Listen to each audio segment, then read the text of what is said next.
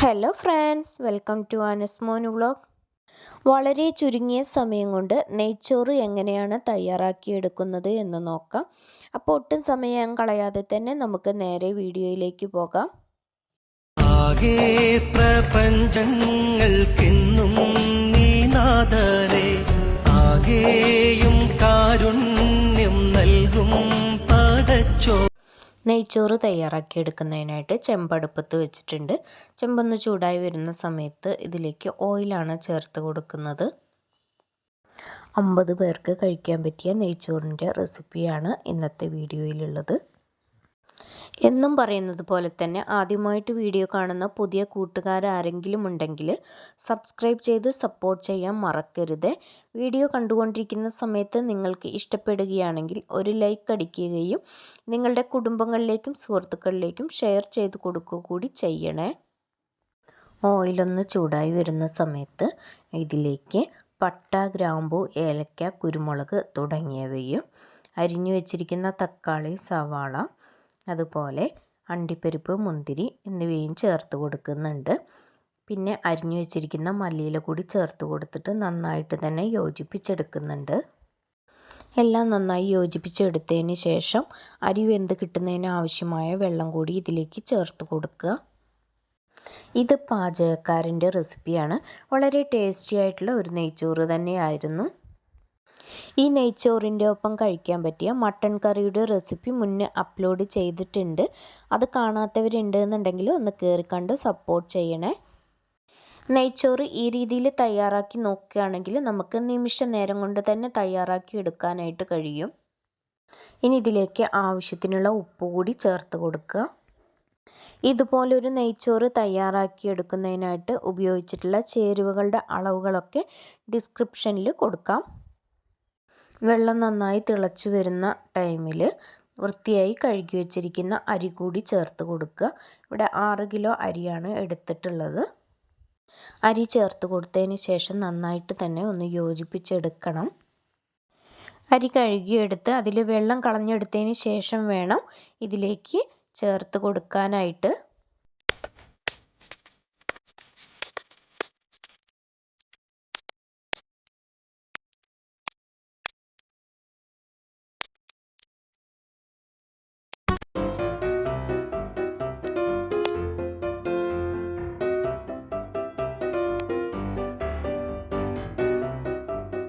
ഈ ടൈമിൽ ഇതിലേക്ക് സ്വല്പം നെയ്യ് കൂടി ചേർത്ത് കൊടുക്കുന്നുണ്ട്.